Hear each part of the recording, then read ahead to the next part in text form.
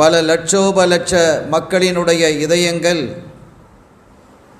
அல்லாஹுவின் திரு ஆலயமாம் முதல் ஆலயமாம் காபாவை நோக்கி திரும்பி இருக்கிறது. எப்போது அந்த புனித மண்ணில் நம்முடைய பாதத்தை வைப்போம், அந்த காபத்துல்லாவை கண்ணார கண்டு இதயம் மகிழ்வோம் என்று ஏங்கி துடிக்கக்கூடிய இதயங்கள் பல லட்சம். குறிப்பாக புதிதாக ஹஜ்ஜுக்கு செல்லக்கூடியவர்களினுடைய மனநிலையை நாம் எண்ணி பார்க்கிறோம். அவர்களுக்கு எத்துணையான கற்பனைகள் அவர்களுடைய நெஞ்சிலே வீற்றிருக்கும், அவர்களுடைய சிந்தனையிலே சுழலும். அவர்களுடைய கற்பனைகள் எல்லாம் அந்த புனித நகரை, அதையடுத்து அவர்கள் செய்யக்கூடிய ஜியாரத்தை நோக்கி, மதீனாவை நோக்கி அவர்களுடைய சிந்தனைகள் சுழலக்கூடிய நிலைகள் எல்லாம் ஒரு வித்தியாசமானவை. அருமையான பெருமக்களே, இங்கே ஹஜ்ஜு செய்தவர்கள் பலர் இருப்பீர்கள், பலமுறை ஹஜ்ஜு செய்தவர்களும் இருப்பீர்கள், ஒரு முறை கூட ஹஜ்ஜு செய்யாதவர்களும் இருக்கக்கூடும். ஆனால் ஹஜ்ஜை குறித்த தகவல்களை, அது போதிக்கக்கூடிய போதனைகளை, குறிப்பாக அது என்ன பாடத்தை இந்த சமூகத்திற்கு உணர்த்துகிறது என்பதனை விளங்கிக் கொள்வதுதான் ஹஜ்ஜின் பூரண பாக்கியத்தை தரும். அது ஒரு வணக்கம் என்று மாத்திரம் நாம் செயல்படுவோமையானால் அதற்கான கூலி மட்டுமே நமக்கு கிடைக்கும். அதே சமயம் ஹஜ்ஜினுடைய நோக்கம் என்ன, அது எதை போதிக்கிறது, அதில் என்ன படிப்பினைகள் உண்டு என்பதை விளங்கிக் கொள்ளும் பொழுது, விளங்கிக் கொண்டு ஹஜ்ஜு செய்யும் பொழுது அந்த ஹஜ்ஜினுடைய தன்மையே வித்தியாசப்பட்டு போகும். ஒரு காரியத்தை செய்வதற்கு முன்பாக அந்த காரியத்தினுடைய நோக்கம் என்ன, அடிப்படை என்ன என்பதை விளங்குவதுதான் தார்மீக கடமை. விமானம் ஓட்டுவதற்கு முன்பாக விமானத்தை ஓட்டுவதற்கான பயிற்சியை பெற வேண்டும். அந்த விமான சேவையினுடைய நோக்கம் என்ன என்பதை புரிந்து கொள்ள வேண்டும். இன்னும் நான் தெளிவாக சொல்வதாக இருந்தால், ஒவ்வொரு இளைஞனும் திருமணம் முடிப்பதற்கு முன்பாக வாழ்வியல் குறித்த, குறிப்பாக இஸ்லாம் சொல்லக்கூடிய வாழ்வியல் குறித்த செய்திகளை, தகவல்களை, சட்ட நுணுக்கங்களை கொஞ்சமாவது விளங்கிக் கொள்ள வேண்டும் இளைஞர்களும் இளைஞிகளும். அப்படி விளங்காமல் காலம் வந்துவிட்டது, கல்யாணத்திற்கான நேரம் வந்துவிட்டது, வயது வந்துவிட்டது என்பதற்காக திருமணம் நிறையவே அப்படித்தான் முடிக்கப்படுகிறது. அது எங்கே போய் முட்டுகிறது, எங்கே போய் முடிகிறது என்பதை இன்று சமுதாயம் புரியும். அந்த குடும்பத்திற்குள் எத்தனை விரிசல்கள் ஏற்பட்டு இன்னொரு புதிய வாழ்க்கையை அந்த மணமக்கள் தேடுகிறார்கள் என்பதையெல்லாம், அந்த அவல நிலையை நாம் புரியாமல் இல்லை. எனவே எந்த ஒன்றுக்கான அடிப்படை செய்திகளை உணர்ந்து கொண்டு அந்த காரியங்களை செய்யும் பொழுதுதான் அந்த காரியத்தினுடைய, அந்த இபாதத்தினுடைய, அந்த வேலையினுடைய முழு பலனையும் அடைய முடியும். இன்னொரு உதாரணத்தையும் நான் உங்களுக்கு சொல்லவா? ரக்அத்தல் ஆலிமி, ஒரு அறிஞனுடைய 2 ரக்அத்துக்கள், خيرٌ من ألف ركعة من غير عالم أو كما قال عليه الصلاة والسلام. ஒரு அறிஞனுடைய 2 ரக்அத்துக்கள் அறிஞர் அல்லாத ஒருவரினுடைய 1000 ரக்அத்துக்களை விட சிறந்தது என்கிறார்கள் நம் இதயவேந்தர் காத்தமுர் ரசூல் முஹம்மதுர் ரசூலுல்லாஹி ஸல்லல்லாஹு அலைஹி வஸல்லம் அவர்கள். 1000 ரக்அத்துக்களை விட 2 ரக்அத்துக்கள் எப்படி சிறக்கிறது, எப்படி உயர்கிறது என்றால், அவர் ஒரு ஆலிம், அறிஞர். தொழுகையினுடைய சட்டதிட்டங்கள் மாத்திரமல்லாமல் அல்லாஹுவை விளங்கி அவர் தொழுகிறார். அல்லாஹுவை விளங்கி அவர் தொழும் பொழுது அல்லாஹ்வினுடைய ஆற்றல் என்ன, வல்லமை என்ன, அவனுடைய சக்தி என்ன, அவனுடைய படைப்பினங்களில் இருக்கக்கூடிய ரகசியங்கள் என்ன, தூணில்லாமல் வானை நிறுத்தி வைத்திருப்பது, இந்த பூமியை பரத்தி வைத்திருப்பது, மலைகளை ஆப்புகளாக ஆக்கி வைத்திருப்பது, ஆச்சரியமான கோலங்களை அண்ட சராசரத்திலே சுழல விட்டது என்பதையெல்லாம் ஒரு மனிதன் அறிந்து அந்த அல்லாஹ்வினுடைய வல்லமையை உணர்ந்து 2 ரக்காத்துக்கள் தொழுதால் அந்த தொழுகை எப்படி இருக்கும்? இன்னொரு உதாரணத்தின் மூலமாகவும் நான் உங்களுக்கு தெளிவுபடுத்துவேன். செய்திகள் சொல்வதற்கு முன்பாக, அந்த செய்திகளை உள்வாங்கிக் கொள்வதற்கு முன்பாக, அதை உள்வாங்கிக் கொள்வதற்கான ஒரு வலிமையை, பக்குவத்தை நீங்கள் பெற வேண்டும் என்பதற்காகவே இந்த ஓமானங்கள். உங்கள் நண்பரோடு நீங்கள் தெருவிலே நடந்து செல்லுகிறீர்கள். நீங்கள் வெளிநாட்டிலே பல வருடங்கள் வேலை பார்த்திருந்தீர்கள், நன்றாக சம்பாதித்தீர்கள், உங்களுடைய குடும்பத்திற்கு கொடுத்தீர்கள், கொடுக்க வேண்டியவைகளுக்கும் வழங்கினீர்கள், எல்லாம் சரி. நீண்ட காலத்திற்கு பிறகு உங்களுடைய தாயகம் வந்து உங்கள் நண்பரோடு தெருவிலே ஏதோ ஒரு காரியத்திற்காக, எங்கோ செல்வதற்காக நீங்கள் நடந்து செல்லுகிறீர்கள். எதிர்த்தாற்போல் ஒரு மனிதர் வருகிறார். அவர் யார் என்று உங்களுக்கு தெரியாது, நீங்கள் பார்த்ததும் இல்லை, யார் என்று தெரிய வேண்டிய அவசியத்திலும் இல்லை. தெருவில் போகக்கூடிய எல்லோரையும் யார் யார் என்று நாம் தெரிந்து வைக்க வேண்டுமா? அவசியமில்லை. பஜாரிலே சென்றால் பல்லாயிரக்கணக்கான மக்கள் நடந்து செல்வார்கள். அவர் யார், இவர் யார் என்று தெரிய வேண்டிய அவசியம் நம் யாருக்கும் இல்லை. அப்படி ஒரு மனிதர் அங்கிருந்து எதிர்த்தாற்போல் வருகிறார். இவர்களை கடந்து செல்லும் பொழுது உங்களுடைய நண்பர் சொன்னார், இவர் யார் தெரியுமா அப்படி என்று கேட்கிறார். தெரியலையே, யார் என்று இவருக்கு எதுவும் தெரியாது. எனவே அவர் மீது ஒரு பாசமோ மரியாதையோ பிரியமோ எதுவும் இல்லை, இருக்க வேண்டிய அவசியமும் இல்லை. இப்போது நண்பர் சொன்னார், சில மாதங்களுக்கு முன்பாக உங்களுடைய அம்மா சுகம் இல்லாமல் ஆனார்கள் அல்லவா? ஆமாம். ஹாஸ்பிட்டலிலே அனுமதிக்கப்பட்டார்கள் இல்லையா? ஆமாம். அப்போது நீங்கள் வெளிநாட்டிலே இருக்கிறீர்கள் சம்பாதித்துக் கொண்டு. அந்த சமயம் அவசியமான ஒரு இரத்தம் தேவைப்பட்டது, அது கிடைக்கவில்லை. அதற்கான விளம்பரங்கள் தரப்பட்டது. இந்த இரத்தம் கிடைப்பது என்பது வெரி ரேர், ரொம்ப அபூர்வம். அந்த நிலையிலே இந்த மனிதர் தான் வந்து உங்க உம்மாவுக்கு இரத்தத்தை கொடுத்தார் என்று சொன்ன பொழுது, இப்போது இந்த மனிதருடைய மனோநிலை எப்படி இருக்கும்? அந்த மனிதரை பற்றி அவர் சும்மா கடந்து போக செல்ல விடுவாரா? அந்த மனிதரா இவர், எங்க உம்மாவுக்கு இரத்தம் கொடுத்த மனிதரா இவர், அந்த கஷ்டமான நேரத்தில் ஆம் என்றதும் ஓடோடி செல்வார் இல்லையா? அப்படி செல்ல வேண்டுமா இல்லையா? செல்வோம். சென்று அவருடைய கரத்தை பிடிப்போம். நீங்கள் என்னுடைய தாய்க்கு இரத்தம் கொடுத்ததாக இப்போதுதான் நான் அறிந்தேன், நீங்கள் என்று எனக்கு தெரியாது, ஒருவர் கொடுத்தார், அறியாது என்று எனக்கு தெரியாது. எனவே நீங்கள் என்னுடைய இல்லம் வர வேண்டும், எப்போது வருகிறீர்கள், அல்லது நான் உங்களுடைய இல்லத்திற்கு வருகிறேன் என்று சொல்வோமா இல்லையா? ஒருவனை தெரியும் பொழுதுதான் அவனின் மீது நமக்கு பிரியம் அதிகமாகும். அவனை பற்றிய விவரங்கள் புரியும் பொழுதுதான் அவனோடு இருக்கக்கூடிய நெருக்கம் அதிகமாகும். இப்போது நீங்கள் சொல்லுங்கள், அல்லாவை பற்றி தெரியும் பொழுது அவனை வணங்கக்கூடிய வணக்கம் எப்படி இருக்கும்? எவ்வளவு அழகாக ரசூலுல்லாஹி ஸல்லல்லாஹு அலைஹி வஸல்லம் அவர்கள் சொன்னார்கள், ரக்அத்தல் ஆலிமி, அல்லாஹ்வை அறிந்த அறிஞனினுடைய 2 ரக்காத்துக்கள் அல்லாஹ்வை அறியாதவனின் 1000 ரக்காத்துக்களை விட சிறந்தது. எனவே எந்த ஒன்றையும் அறிந்து செயல்படும் பொழுதுதான் அதனுடைய பூரண நன்மையை நாம் பெற முடியும் என்பதை இந்த செய்தியின் ஊடாக நான் உங்கள் முன் வைக்கிறேன். இப்போது நான் இந்த தலைப்பிற்குள் நுழைகிறேன். அருமையான பெருமக்களே, ஹஜ்ஜை குறித்து நான் ஆரம்பித்தேன். இது ஹஜ்ஜினுடைய மாதம் ஆரம்பமாகிவிட்டது.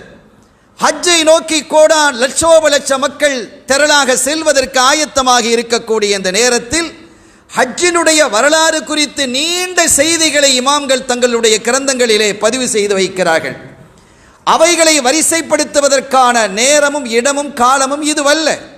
ஆனால் ஹஜ்ஜுக்கு செல்ல இருப்பவர்கள் அதையெல்லாம் ஓரளவாவது தெரிந்து கொள்ள வேண்டும்.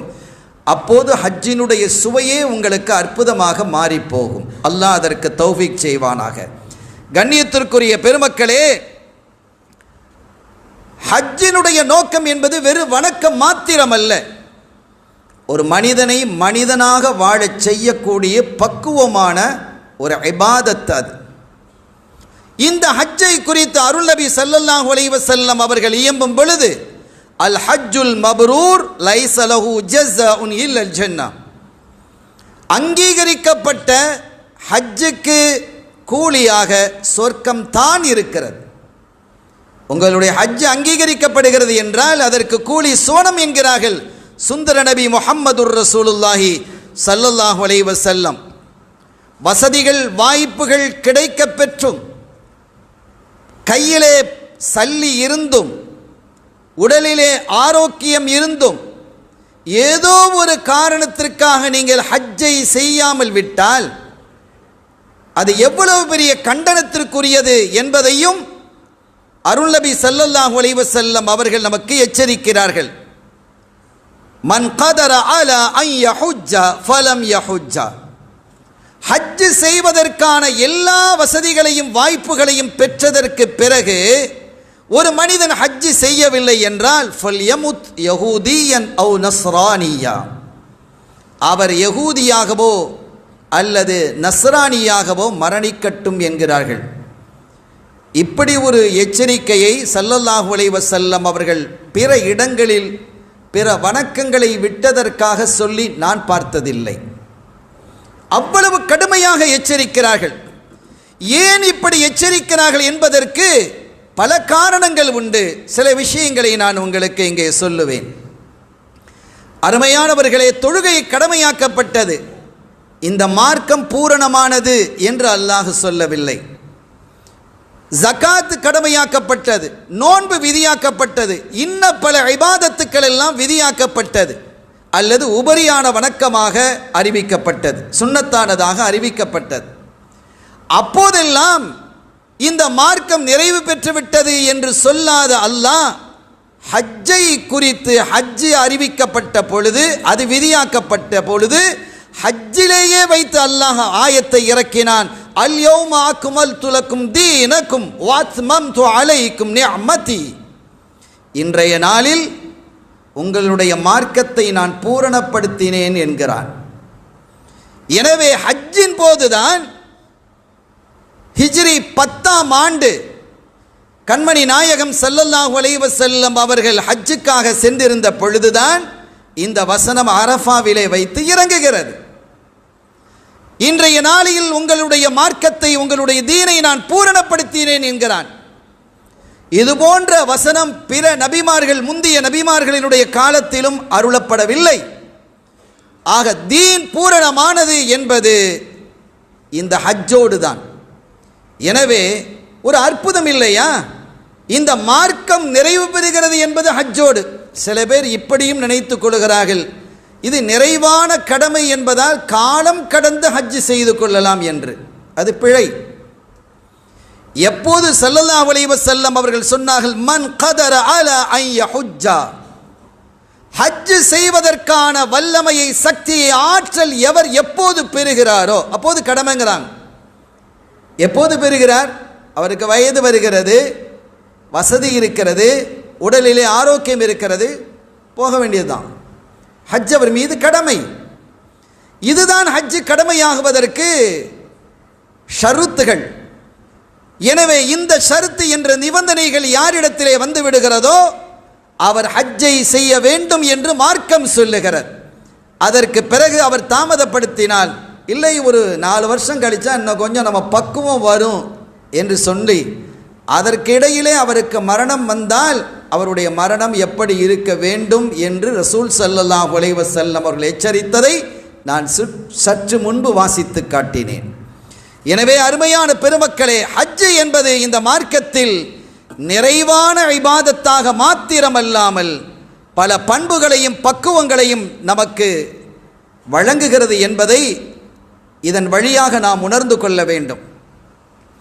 நாமெல்லாம் பொதுவாக பழக்கத்திற்கு அடிமையானவர்கள். உதாரணமாக, நாம் சில உணவுகளை சாப்பிட்டு பழக்கப்பட்டு இருப்போம். அந்த உணவையே நாம் விரும்புவோம். இந்த உணவு இருந்தால் நன்றாக இருக்குமே என்று. பயணங்களுக்காக, வியாபாரங்களுக்காக, தொழில் தொடர்புக்காக வெளிநாடுகளுக்கு செல்லுவோம். சென்ற பொழுது சில ஹோட்டல்களில் தங்குவோம்.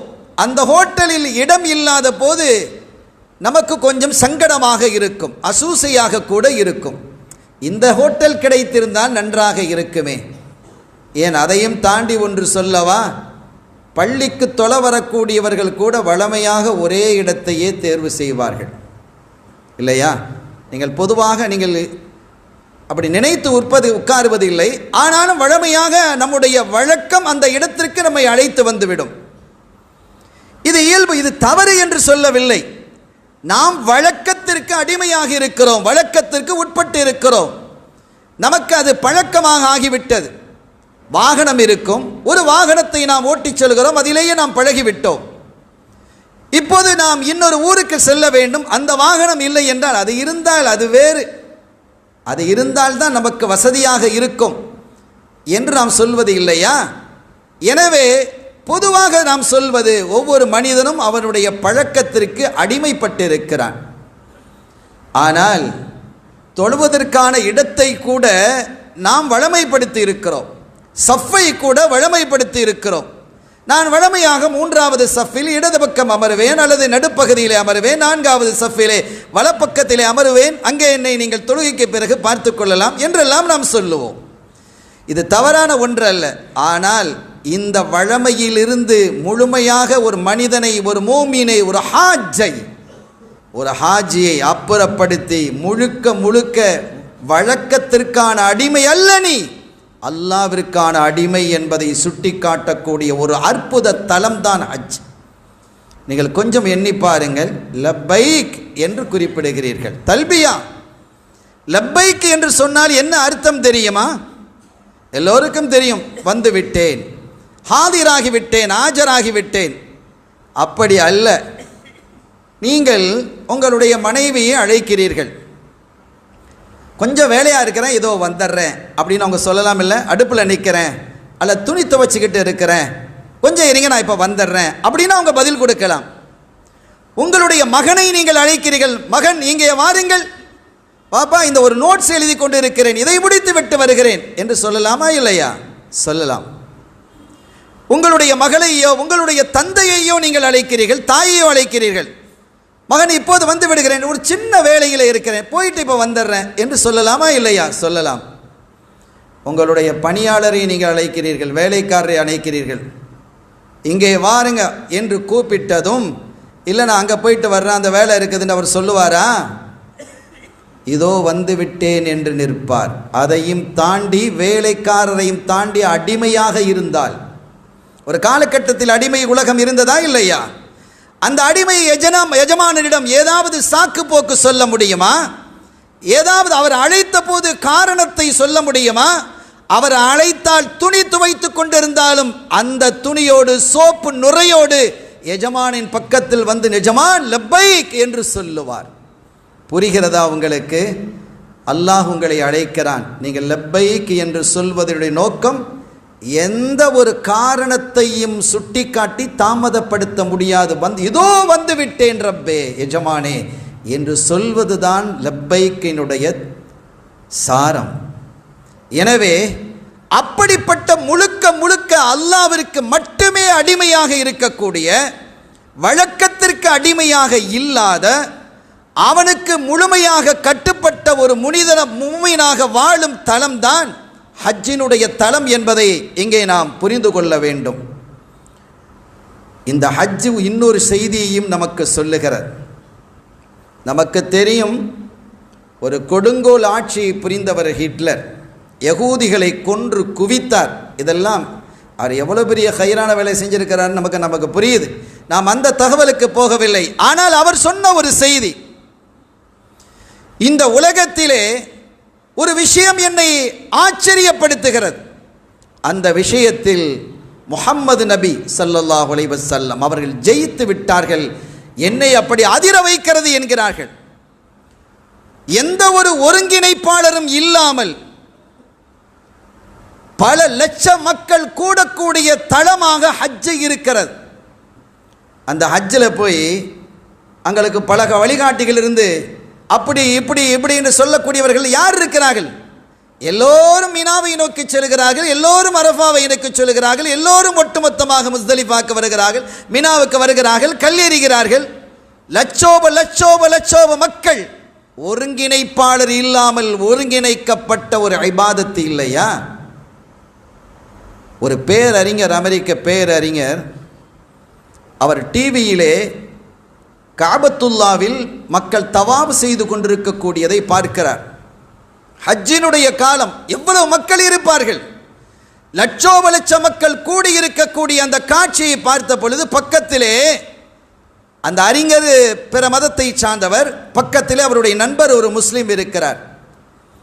அப்போது அவர் பார்த்து கொண்டு இருக்கும் பொழுது அந்த காட்சியை பார்த்து அப்படி பிரமித்து போயிருக்கிறார் அந்த அறிஞர். பாங்கு சொல்லப்படுகிறது ஹரம் ஷரீஃபில். அப்போது இவர் கேட்கிறார், இந்த முஸ்லீம், இவர்களெல்லாம் ஒன்று கூடி தொழணும், இப்படி சுற்றிக்கிட்டே இருக்கிறாங்க. இப்போ தொழுகைக்கான நேரம் நெருங்கி விட்டது, அதான் சொல்லுகிறார்கள், அதற்கான இக்காமத்து சொல்லப்படும்.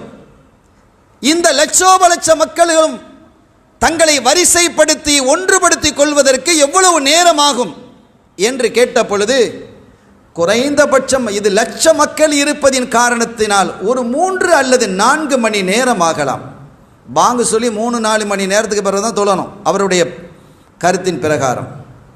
எப்படி நடக்கிறது என்று பாருங்கள் என்ற பொழுது, கொஞ்ச நேரத்தில் இகாமத்து சொல்லப்பட்டது. இஸ்தவு, உங்களுடைய சஃப்புகளை நேராக்குங்கள் என்று இமாம் சொன்ன பொழுது சஃப்பு நேராக இருந்தது. அதிர்ந்து போனார் அந்த பேரறிஞர். என்ன ஆச்சரியம் இது! ஒருங்கிணைப்பாளர் இல்லாமல் எப்படி இது நடக்கிறது?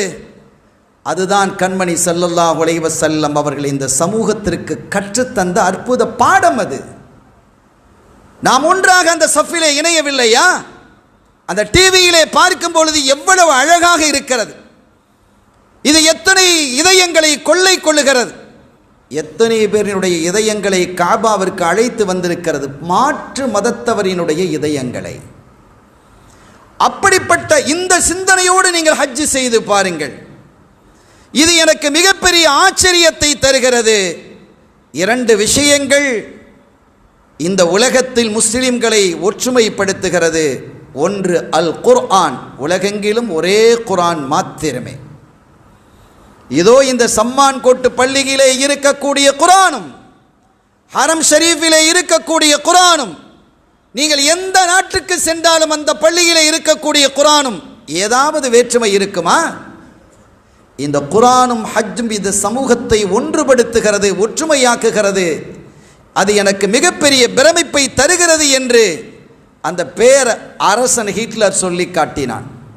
அருமையான பெருமக்களே, ஒரு சிறு கூட்டத்தை கூட சமாளிப்பதற்கு பெரும் கஷ்டப்படக்கூடிய இந்த காலகட்டத்தில் பல பார்ட்டிகள், பல கட்சிகள் நடத்தக்கூடிய கூட்டங்கள் கொஞ்சம் அதிகமாகும் பொழுது 10,000 பேர் வருவார்கள் என்று எதிர்பார்த்த கூட்டத்தில் 15,000 பேர் வந்தால் என்ன பாடுபடுகிறது அந்த கூட்டம்!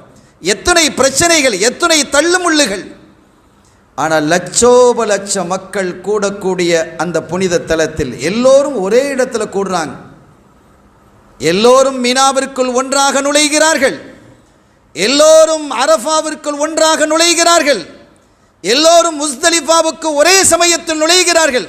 நீங்கள் நாளைக்கு போங்க, நாளை மறுநாள் நாங்கள் போகிறோம், அதுக்கு அடுத்து ஒரு 4 நாள் கழித்து நாங்கள் போகிறோம் அப்படின்னு இருக்கா? எல்லாம் ஒரே நேரத்தில் 40 லட்சம் மக்களும் நுழைகிறார்கள். எந்த அசம்பாவிதமும் இல்லை, எந்த தள்ளுமுள்ளும் இல்லை. லப்பைக் லப்பைக் என்ற அற்புதமான அந்த கோஷம் விண்ணை முட்டுகிறது. அல்லாஹு அக்பர் என்ற அந்த கோஷம் விண்ணை அதிர வைக்கிறது. என்ன ஆச்சரியமானது! வெண்புடை பூண்டு அவர்கள் செய்யக்கூடிய அந்த இபாதத்துக்கள் மனதை எப்படியெல்லாம் கொள்ளை கொள்கிறது என்பதை பார்க்கிறோம்.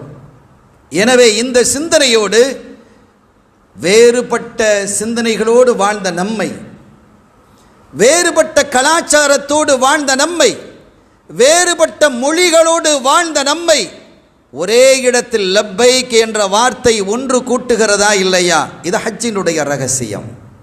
என்ன ஒரு ஆச்சரியமானது! குறிப்பாக இந்த ஹஜ்ஜிலே மிக விரிவாக பேசப்பட வேண்டிய இடம் என்றால் அது மினா தான். மினா கூடாரத்திலே ஒரு மனிதன் தங்குகிறான் 5 நாள். அங்கே அவன் தங்கி இருக்கக்கூடிய அந்த காலகட்டத்தில் வசதியோடு வாழ்ந்த மனிதன், ஏர் கண்டிஷனில் வாழ்ந்த மனிதன், நல்ல உணவு சாப்பிட்ட மனிதன், அவனுடைய பெட்டிலே படுத்தால் அப்படி ஒரு சுகம் இருக்கும். ஆனால் அங்கே கூடாரத்திற்குள்ளால், கூடார வாழ்க்கை அது, மினா என்பதே ஒரு கூடார வாழ்க்கை இல்லையா? அந்த கூடாரத்திற்குள் அவனுக்கு தரப்பட்டிருக்கக்கூடிய அளவு கபரை விட குறைவானது.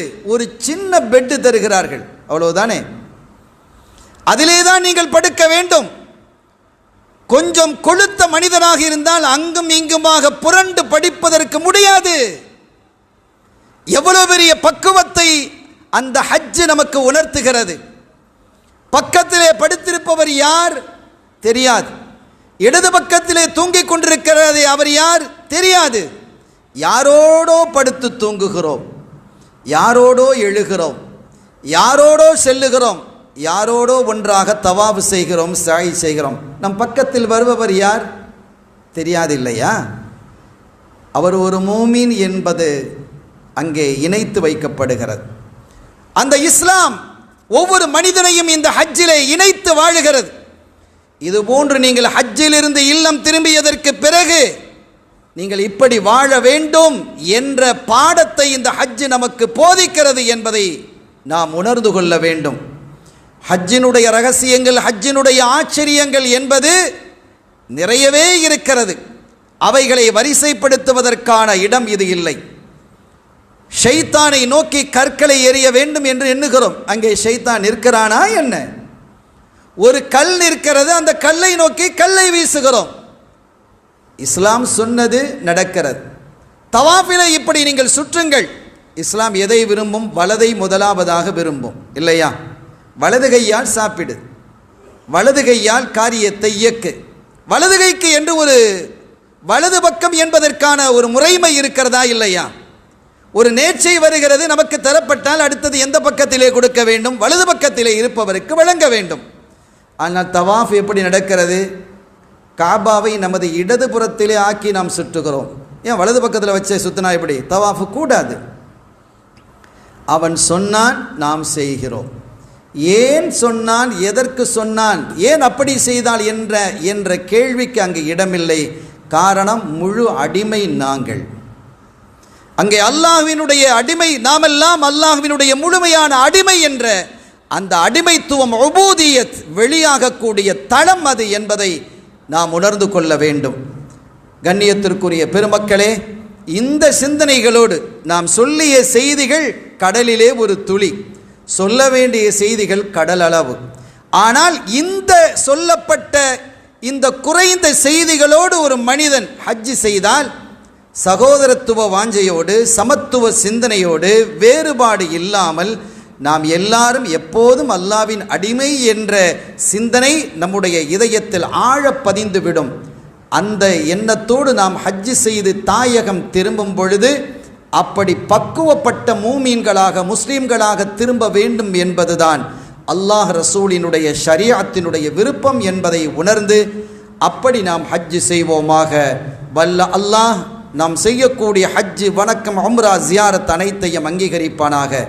இந்த வருடம் ஹஜ் செய்யக்கூடியவர்களுடைய அந்த பயணத்தை அல்லாஹ் லேசாக்கி, அவர்களுடைய கருமங்களை ஹைராக ஆக்கி, அவர்கள் செய்யக்கூடிய எல்லா இபாதத்துக்களையும் அல்லாஹ் கபூல் செய்வானாக.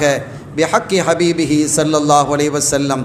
எல்லாம் வல்ல அல்லாஹ்வின் அருளையும் ஸல்லல்லாஹு அலைஹி வஸல்லமுடைய ஷஃபாத்தையும் பெறுவோமாக. வ ஆகிரு தஅவானா அல்ஹம்துலில்லாஹி ரப்பில் ஆலமீன்.